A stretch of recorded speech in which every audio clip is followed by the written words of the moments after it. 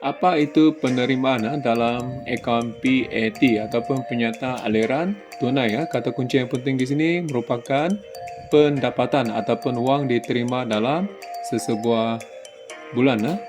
Jadi contoh yang paling sesuai berdasarkan penyata ini iaitu menerima daripada penghutang ataupun adanya jualan tunai ataupun komisen diterima.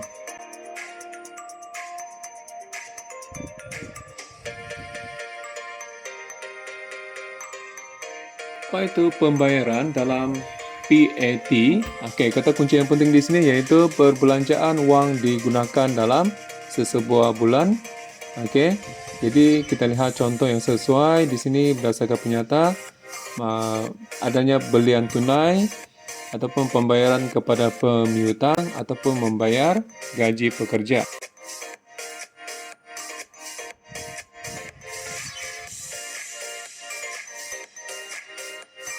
Apa itu lebihan atau kurangan? Dalam sesebuah penyata aliran tunai, lebihan merupakan penerimaan melebihi pembayaran yang dianggap baik untuk perniagaan. Sebaliknya, kurangan iaitu pembayaran melebihi penerimaan yang dianggap kurang baik dalam sesebuah bulan.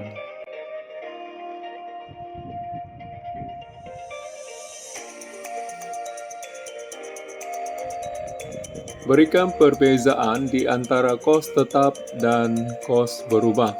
Okey, bagi kos tetap, kata kunci yang penting yang pertama tidak dipengaruhi oleh tingkat pengeluaran. Yang kedua, kata kunci sentiasa malar walaupun pengeluaran adalah bertambah. Contohnya, sewa premis ataupun insurans kebakaran. Sebaliknya, kos berubah. Kata kunci di sini dipengaruhi oleh tingkat pengeluaran dan pengeluaran ini sentiasa bertambah, maka kos berubah pun bertambah. Dan contohnya kos bahan mentah ataupun upah buruh. Nyatakan pihak-pihak berkepentingan ke atas penyata kewangan perniagaan. Okey, yang pasti yang pertama para pelabur, termasuk juga pemegang saham atau pemilik perniagaan.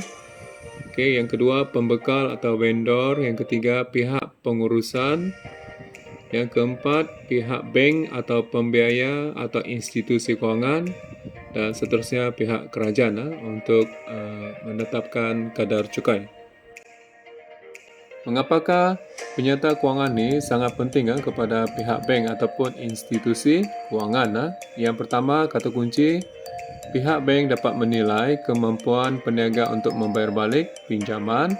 Yang kedua, dapat memberikan keyakinan kepada pihak bank sama ada memberikan pembiayaan ataupun tidak. Okey, yang ketiga, pihak bank dapat melihat kemampuan perniagaan itu sama ada dapat menjana untung ataupun sebaliknya. Mengapakah penyata kewangan ini penting kepada si pemilik perniagaan? Jadi di sini ada dua kata kunci. Yang pertama, pemilik sendiri itu dapat mengetahui prestasi perniagaan itu. Yang kedua, kata kunci, pemilik itu dapat mengetahui jumlah perbelanjaan dan jumlah hasil dalam perniagaan.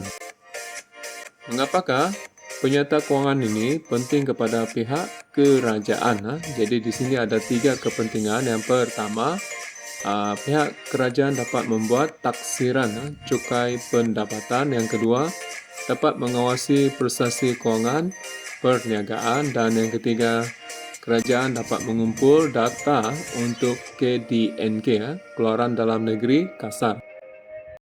Apakah penyata pendapatan penting bagi sesebuah perniagaan? Jadi di sini kata tugas mengapakah menghendaki calon memberikan kelebihan ataupun kebaikan penyata pendapatan ini kepada perniagaan tersebut.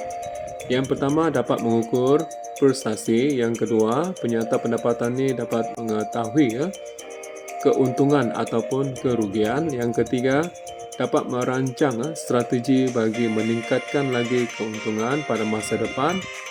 Yang keempat, Daripada penyata pendapatan ini kita dapat mengalihkan sumber kewangan ke unit-unit yang lain. Dan yang kelima, dapat meyakinkan pihak bank ataupun pelabur.